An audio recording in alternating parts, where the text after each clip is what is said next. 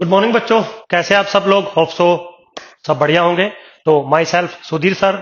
बच्चों, जो lecture series हमारी चल रही है फॉर इकोनॉमिक्स ऑनर्स सेमेस्टर 1, और पेपर है हमारा स्टैटिस्टिक्स 1 या इंटरमीडिएट या बेसिक स्टैटिस्टिक्स, जो भी आप कह रहे हैं।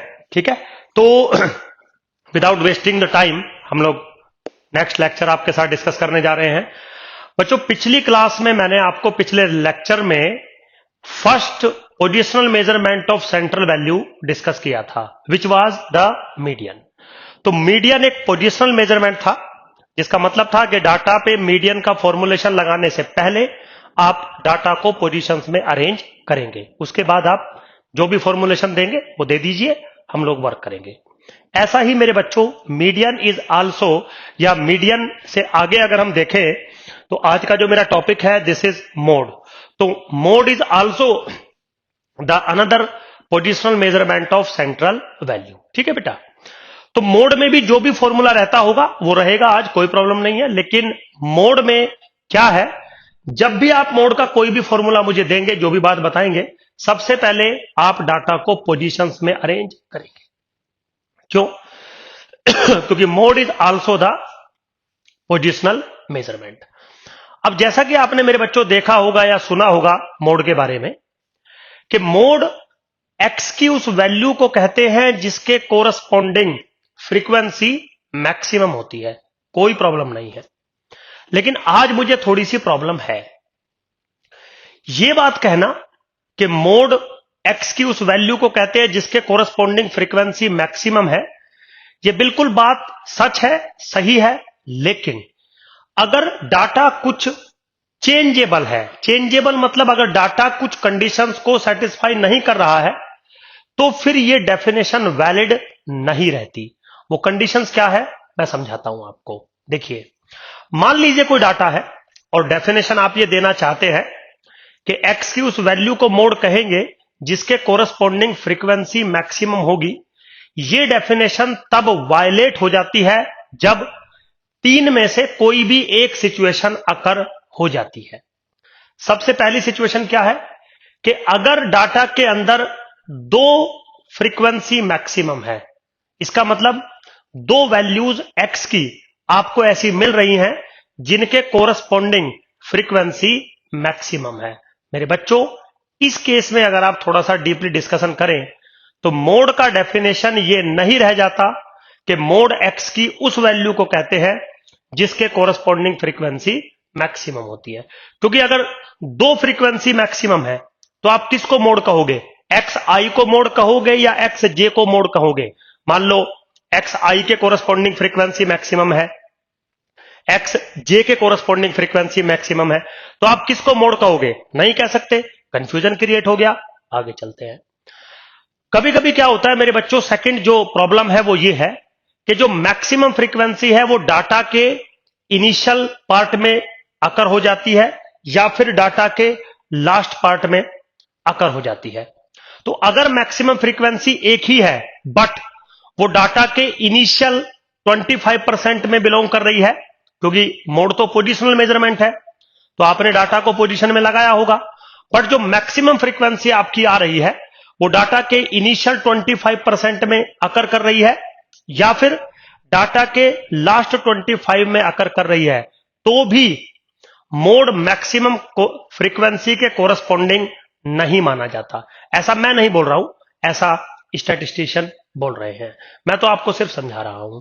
दूसरा, जो थर्ड प्रॉब्लम थी जिसमें आप ये नहीं कहेंगे कि मोड एक्स की उस वैल्यू को कहते हैं जिसके कोरस्पॉन्डिंग फ्रीक्वेंसी मैक्सिमम होती है, मेरे बच्चों वो ये है कि अगर डाटा के अंदर इर्रेगुलरिटीज है, इर्रेगुलरिटी मतलब जैसे आपने डाटा को पोजीशंस में अरेंज किया तो पहले क्या हो रहा है, फ्रीक्वेंसी बढ़ रही है, ठीक है, फिर डिक्रीज हो गई, फिर बढ़ गई, फिर डिक्रीज हो गई, फिर बढ़ गई। This is called irregularities in the data. अगर ऐसे होता, फ्रीक्वेंसी बढ़ती चली जा रही है या फिर फ्रीक्वेंसी पहले बढ़ी और फिर कम हो गई, कम होती चली जा रही है, तो ठीक है, प्रॉब्लम नहीं है। लेकिन अगर फ्रीक्वेंसी बढ़ती चली जा रही है, फिर अचानक से कम, फिर अचानक से ज्यादा, फिर अचानक से कम, तो इस टाइप के डाटा को हम कहते हैं इर्रेगुलरिटीज डाटा। तो मेरे बच्चों, अगर ये तीनों प्रॉब्लम अकर होती हैं आपके सामने, तो हम कभी भी मोड x की उस वैल्यू को कंसीडर नहीं करते जिसके कोरस्पॉन्डिंग फ्रीक्वेंसी मैक्सिमम होती है। ठीक, तो कौन कौन सी वो तीन सिचुएशंस है? एक तो मैक्सिमम फ्रीक्वेंसी रिपीटेड नहीं होनी चाहिए, एक तो मैक्सिमम फ्रीक्वेंसी डाटा के स्टार्टिंग में या लास्ट में नहीं होनी चाहिए, तीसरा डाटा के अंदर इररेगुलरिटीज नहीं होनी चाहिए। अगर ये तीनों प्रॉब्लम नहीं है तो फिर डेफिनेटली मोड का डेफिनेशन यही है कि mode is the value of x corresponding to which there is a maximum frequency. तो मैक्सिमम फ्रीक्वेंसी के कोरस्पॉन्डिंग जो भी एक्स होगा, वेरिएबल होगा, उसको हम मोड कहेंगे, अगर ये तीन प्रॉब्लम्स अकर नहीं हो रही है तो। और अगर इन तीनों में से कोई भी एक प्रॉब्लम या दो या तीनों अकर हो जाती है डाटा के अंदर, तो मोड इस डेफिनेशन से डिफाइंड नहीं होता। तो फिर आप पूछेंगे सुधीर सर फिर मोड कैसे निकलेगा? मेरे बच्चों, फिर मोड निकालने के लिए हम एक अनदर फॉर्मुलेशन यूज करते हैं जिसका नाम है ग्रुपिंग मेथड, जिसका नाम है ग्रुपिंग मेथड। तो चलिए होगा कुछ ग्रुपिंग मेथड, एक बार देख लेते हैं। तो how to calculate the mode in this situation? By the grouping method. अब ग्रुपिंग मेथड क्या होता है, क्या कहता है? कुछ नहीं कहता कि अगर जो तीन प्रॉब्लम अभी मैंने आपको 5 मिनट पहले समझाई, उनमें से कोई भी प्रॉब्लम अगर अकर हो रही है तो आप कुछ मत करो, एक्स की वैल्यूज लिखिए, लेकिन point to be noted positions में कन्वर्ट करके लिखना है। फिर आप कोरस्पॉन्डिंग फ्रीक्वेंसीज लिखिए और फिर आप मोड निकालने के लिए आप ग्रुपिंग करना शुरू करिए, ग्रुपिंग थ्योरी का यूज करिए, क्योंकि नाम है ग्रुपिंग मेथड। ग्रुपिंग थ्योरी क्या कहती है? पहले दो फ्रीक्वेंसी को ऐड करो, पहली दूसरी, फिर अगली दो फ्रीक्वेंसी को ऐड करो, थर्ड फोर्थ, फिर नेक्स्ट दो को करो, फिर नेक्स्ट दो को करो, करते चले जाओ और एक कॉलम क्रिएट कर लो जिसके अंदर आपने कॉन्जिक्यूटिव दो दो फ्रीक्वेंसीज को ऐड किया हुआ है। चलिए कोई बात नहीं, फिर एक नेक्स्ट कॉलम हम क्रिएट करेंगे जिसमें हम क्या करेंगे, जो सबसे पहली फ्रीक्वेंसी है उसको छोड़ देंगे, उससे जो नेक्स्ट टू फ्रीक्वेंसीज है उनको हम ऐड करेंगे। समझ गए? तो पहले वाली को छोड़ दिया तो सेकंड वाली और थर्ड वाली को ऐड करेंगे, फिर फोर्थ और फिफ्थ को ऐड करेंगे, दो दो को ऐड करेंगे और करते चले जाएंगे। That's it. फिर एक अगला कॉलम बनाएंगे जिसमें हम तीन फ्रीक्वेंसी को एक साथ ऐड करेंगे, फर्स्ट, सेकंड, थर्ड, फिर अगली तीन को ऐड करेंगे, fourth, fifth, sixth, up to so on, करते चले जाएंगे। फिर क्या करेंगे, एक को छोड़ देंगे, उससे नेक्स्ट तीन फ्रीक्वेंसी को ऐड करते चले जाएंगे, फिर दो को छोड़ देंगे, उससे नेक्स्ट थ्री ऐड करते चले जाएंगे। तो अप्रोक्सीमेटली 6 कॉलम्स आपके बन जाएंगे। बन गए। अब हमें क्या करना है कि हर कॉलम में जो मैक्सिमम नंबर होगा उसके कोरस्पॉन्डिंग एक्स वेरिएबल्स को लिखते चले जाएंगे। समझ गए? तो फर्स्ट कॉलम में कौन एक्स के कोरस्पॉन्डिंग मैक्सिमम फ्रीक्वेंसी थी, सेकंड कॉलम में कौन मैक्सिमम फ्रीक्वेंसी थी एक्स, किस एक्स के कोरस्पॉन्डिंग, वो लिखते हुए चले जाएंगे। और जो भी एक्स मैक्सिमम टाइम रिपीट होगा दैट इज योर मोड। बिल्कुल सिंपल, एक एग्जाम्पल से आपको मैं समझाऊंगा पहले। तो ग्रुपिंग मेथड कहां यूज करते हैं, आपको पता लगा। ग्रुपिंग मेथड कैसे वर्क करता है? सर ग्रुप्स बना के वर्क करते हैं। तो बहुत सारे कॉलम्स हम लोग बनाएंगे और हर कॉलम के अंदर जो भी मैक्सिमम नंबर होगा वो देखेंगे कि किस किस एक्स के कोरस्पॉन्डिंग या किस किस फ्रीक्वेंसी के कोरस्पॉन्डिंग वो नंबर आ रहा है। तो जिस भी एक्स के कोरस्पॉन्डिंग आएगा वो हम नोट डाउन कर लेंगे। जो भी एक्स मैक्सिमम टाइम्स तक रिपीटेड होगा that is your mode bye the grouping method. ठीक है, सिंपल है। एक छोटा सा एग्जांपल मैंने नोट्स में भी लिया हुआ है और यहां पे भी मैं ले लेता हूं मेरे बच्चों। अब क्वेश्चन देखिए। सबसे पहले क्वेश्चन था फाइंड मोड। तो डाटा क्या है, 1 2 3 4 5 6 7 8 9 10 11 12। तो लकीली डाटा पोजीशन में ही अरेंज है। बी केयरफुल, अगर नहीं होता तो पहले करना होता आपको। अब डाटा को आप देखिए, डाटा का फ्रीक्वेंसी है 3 8 15 23 35 40 32 28 20 45। अब आपका जो मॉडुलर क्लास बन रही है मेरी, वो यहां पे बन रही है 45। अब थोड़ा सा आप देखिए, 45 मैक्सिमम फ्रीक्वेंसी है, एक ही जगह पे है, बट वो डाटा का लास्ट 25% के अंदर बिलोंग कर रही है। अगर यहां पे करती मान लीजिए, या फिर यहां पे ले लीजिए, सपोज फॉर एग्जाम्पल, तो लास्ट 25 में अकर कर रही है, तो ये 45 के कोरस्पॉन्डिंग जो 10 है ये मोड नहीं हो सकता। अच्छा, दूसरा, इस डाटा में इरेगुलरिटी भी है। कैसे है? पहले 3 का 8 हुआ, 15, 23, 35, 40, है ना? तो 40 तक इंक्रीज हुआ, फिर डिक्रीज हो गया, 32, 28, 20, फिर इंक्रीज हो गया। Be careful. तो ऐसे अगर डाटा में अप एंड डाउन है तो हम उस डाटा को कहते हैं डाटा ऑफ इरेगुलरिटीज। कोई प्रॉब्लम नहीं है। वहां पर भी मैक्सिमम फ्रीक्वेंसी के कोरस्पॉन्डिंग जो एक्स होता है उसको मोड नहीं माना जाता। तो टेक्निकली इस डाटा का मोड 10 नहीं है। समझ गए? अब क्वेश्चन ये आएगा, सुधीर सर अगर इसका मोड 10 नहीं है, चलो आपने जो प्रॉब्लम हमें गिनवाई वो हम समझ गए, तो how to calculate the mode? मैंने बोला बेटा ग्रुपिंग मेथड से हम इसको यूज करेंगे। अब ग्रुपिंग मेथड से कैसे यूज करेंगे आते हैं आपके सामने। देखिए, डाटा मैंने लिख लिया 1 2 3 4 5 अप टू 12 तक, और कोरस्पॉन्डिंग फ्रीक्वेंसी मैंने आपके सामने लिख दी, है ना? 3, 8, 15, 23, 35 सब कुछ मैंने लिख दिया। फिर हमें क्या करना होता है, जैसा कि मैंने आपको बोला है, फिर हमें क्या करना होता है कि दो फ्रीक्वेंसीज का सम करना है। तो इन दो फ्रीक्वेंसी का सम यहां पे लिख लिया, फिर अगली दो फ्रीक्वेंसी का सम यहां पे लिख लिया, फिर अगली दो फ्रीक्वेंसी का सम यहां पे लिख लिया, अप टू सो ऑन। फिर क्या किया, एक फ्रीक्वेंसी को हमने ड्रॉप कर दिया, एक फ्रीक्वेंसी को हमने छोड़ दिया। किसको छोड़ना है? फिर मान लीजिए इसको छोड़ दिया, फिर अगली दो को ऐड किया, यहां पे आ गया, फिर नेक्स्ट 2 को ऐड किया, यहां पे आ गया, फिर नेक्स्ट 2 को ऐड किया, यहां पे आ गया, अप टू सो ऑन। अब पहली दो को तो छोड़ेंगे नहीं, फिर रिपीट हो जाएगा। तो अब हम 3-3 का ग्रुप बनाएंगे। तो हम 3-3 का जब ग्रुप बनाएंगे मेरे बच्चों, तो फर्स्ट 3 को जब मैं ऐड करूंगा मैं यहां पे लिखूंगा, फिर मैं नेक्स्ट 3 को ऐड करूंगा, फिर मैं यहां पे लिखूंगा, फिर मैं नेक्स्ट 3 को ऐड करूंगा, फिर मैं यहां पे लिखूंगा, अप टू सो ऑन। फिर क्या करेंगे, फिर एक को छोड़ के नेक्स्ट 3 को ऐड करते चले जाओ और एक कॉलम में लिखते चले जाओ, फिर 2 को छोड़ करके नेक्स्ट 3 को ऐड करते चले जाओ, नेक्स्ट 3 को ऐड करते चले जाओ और 6th कॉलम बना लो। तो ऐसे आपके 6 कॉलम बन गए। और अब मैंने बोला कि हर कॉलम में देखो मैक्सिमम नंबर कहां पर है और वो किस किस एक्स के कोरस्पॉन्डिंग रिपीटेड है। जैसे अगर आप गौर से देखें, पहले कॉलम में मैक्सिमम नंबर है 45 जो 10 के कोरस्पॉन्डिंग रिपीटेड है। तो जो 10 है, मतलब यहां पे मैंने कॉलम नंबर लिखे हैं, पहले कॉलम में मैक्सिमम नंबर क्या है 45 और वो किसके कोरस्पॉन्डिंग रिपीटेड है 10 के कोरस्पॉन्डिंग रिपीटेड है। फिर नेक्स्ट में आइए, नेक्स्ट में जो मैक्सिमम नंबर है वो 75 है और वो किन दो नंबर के कोरस्पॉन्डिंग रिपीटेड है 5 और 6 के कोरस्पॉन्डिंग। तो सेकंड में मैंने 5 और 6 लिख दिया। फिर आप थर्ड पे आइए, थर्ड 72 और किस कॉलम के किस नंबर के कोरस्पॉन्डिंग रिपीटेड है 6 और 7। तो मेरे बच्चों 6 और 7 लिख दिया, ठीक। फिर आप नेक्स्ट में आइए, 98 है, 98 किस किस के कोरस्पॉन्डिंग है 4, 5, 6। तो मेरे बच्चों 4, 5, 6 सबको चेक कर लीजिए। चेक कर लिया। अब इसके अंदर जो भी नंबर मैक्सिमम टाइम रिपीट हुआ होगा उसको आप चेक करिए। तो 10 एक ही बार रिपीट हुआ है, 5 जो रिपीट हुआ है वो एक बार यहां पे रिपीट हुआ है, 2 बार और एक 3 बार, 3 बार रिपीट हुआ है। चलो कोई बात नहीं।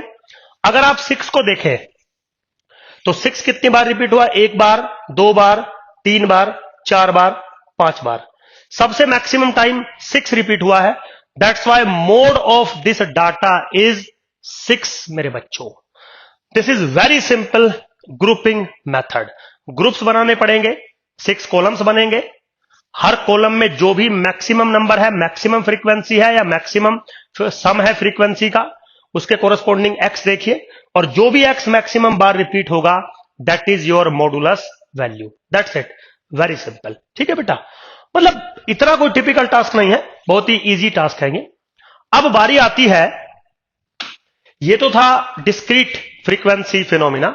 अब बारी आती है कि मोड अगर आपको कंटिन्यूअस डाटा का कैलकुलेट करना हो तो कंटिन्यूअस डाटा आप समझ गए होंगे क्या होता है ना?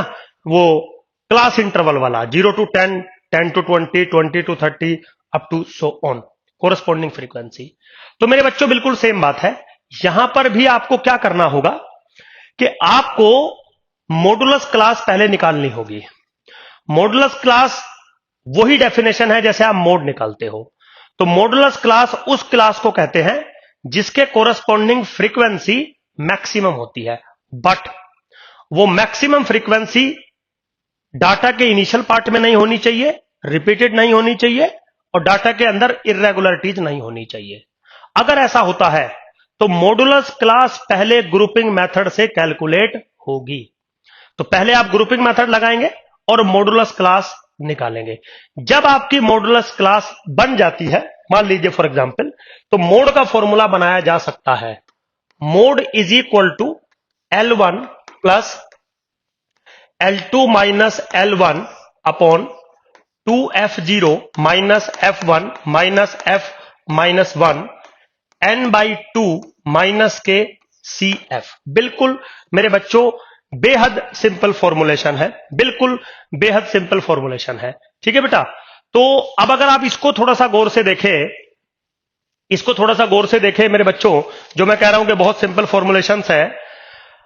अब यहां पे जो मीडियन में आया था ना N/2 माइनस CF, मॉडुलस में N/2 माइनस CF ना आके F0 माइनस F माइनस 1 एक टर्म आएगी मेरी तरफ से, मतलब मेरी तरफ इन द सेंस कि मैथमेटिशियंस जो N/2 माइनस CF आप करते हो वो F0 माइनस F माइनस 1 से हम रिप्रेजेंट करते हैं। तो अब यहां पे कुछ टर्म ऐसी हैं मेरे बच्चों जो हो सकता है बुक्स में कुछ डिफरेंट तरीके से लिखी हो, क्योंकि बुक पढ़ोगे आप, हो सकता है कोई डिफरेंट बुक पढ़ो आप, जैसे डिवोर है, डिवोर की नोटेशन कुछ और हो सकती है। अच्छा, कोई आपका क्लास टीचर पढ़ाएगा तो नोटेशन डिफरेंट हो सकती है। तो नोटेशन को यहां पर समझ लेना एक बार बहुत जरूरी है। क्या है, जैसे मान लीजिए आपका मॉडल क्लास आया होगा L1 टू L2, और समझ गए होंगे आप मॉडल क्लास कैसे मैंने बनाया होगा। उसके कोरस्पॉन्डिंग जो फ्रीक्वेंसी होगी वो होगी F0, उसके कोरस्पॉन्डिंग जो फ्रीक्वेंसी होगी दैट इज F0। उससे जो पहली क्लास होगी उसकी फ्रीक्वेंसी होगी F-1, और इससे जो अगली क्लास होगी वो होगी फ्रीक्वेंसी F1। Very simple. तो सबसे पहले आप मॉडुलस क्लास निकालेंगे, निकाल लिया जी, L1 L2 है ना। अब L1 L2 अगर आपको मिल गया तो तीन चीजें आपके सामने बचती हैं, F0, F1 और F-1। फॉर्मूला क्या है, L1 plus L2 minus L1 divided by 2F0 minus F1 minus F-1 into the bracket F0 minus F-1। ठीक है। तो वहां पे जो N/2 था वो F0 हो गया, और जो CF था वो हो गया F-1। और है क्या ये, मॉडुलस क्लास के कोरस्पॉन्डिंग जो फ्रीक्वेंसी है वो F0 है, उससे प्रीवियस क्लास की जो फ्रीक्वेंसी है वो F-1 है, और उससे नेक्स्ट क्लास की जो फ्रीक्वेंसी है वो है F1 बेसिकली। ठीक है, बिल्कुल सिंपल है, कोई ऐसा टिपिकल टास्क नहीं मैं आपके सामने रख रहा हूं बच्चों। तो ये जो फॉर्मूला मैंने बनाया आपके सामने, दिस इज वेरी सिंपल। बस इसमें एक प्रॉब्लम है, कभी कभी क्या होता है, जो ये डिनोमिनेटर पार्ट है, कौन सा, 2F0 minus F1 minus F-1, ये मेरे बच्चों जीरो बन जाता है। कभी कभी, हमेशा नहीं बनता, बट कभी कभी ये जीरो बन जाता है। तो जिस केस में ये जीरो बन जाएगा उस केस में जो मॉडुलस का जो फॉर्मूला बनेगा है ना, मैं लिख भी देता हूं, if 2F0 minus F1 minus F1 is equal to 0, now in this case then mode जो मेरा बनेगा that is L1 plus L2 minus L1 F0 minus F-1 divided by F0 minus F-1 modulus value plus F0 minus F1।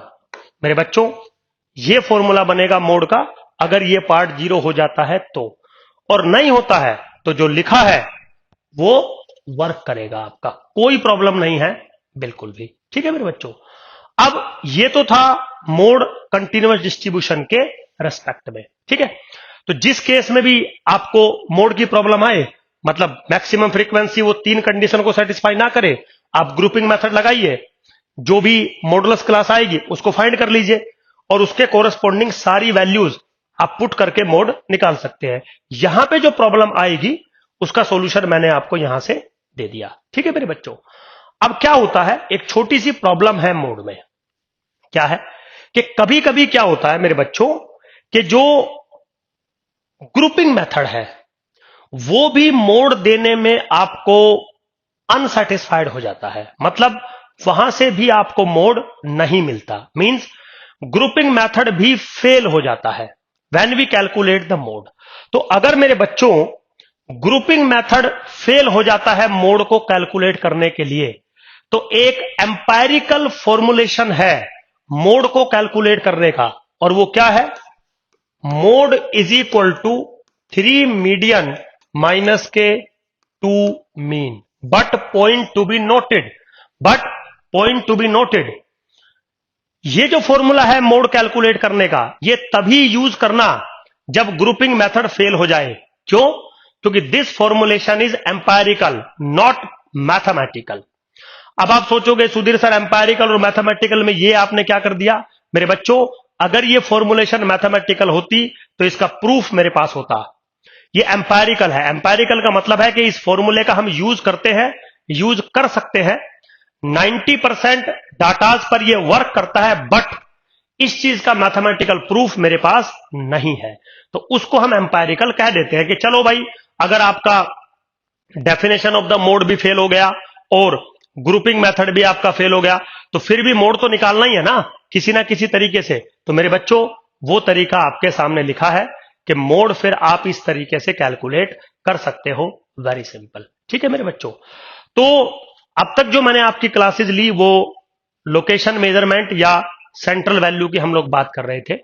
मैंने आपको बहुत सारे type की चीजें मेरे बच्चों आपको मैंने पढ़ाई।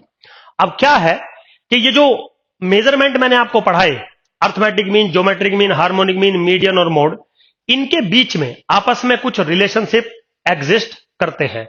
जैसे सबसे पहला, अर्थमेटिक मीन हमेशा ग्रेटर देन इक्वल टू होगा ज्योमेट्रिक मीन के, हमेशा ग्रेटर देन इक्वल टू होगा हार्मोनिक मीन के। ये थंब रूल है बिल्कुल।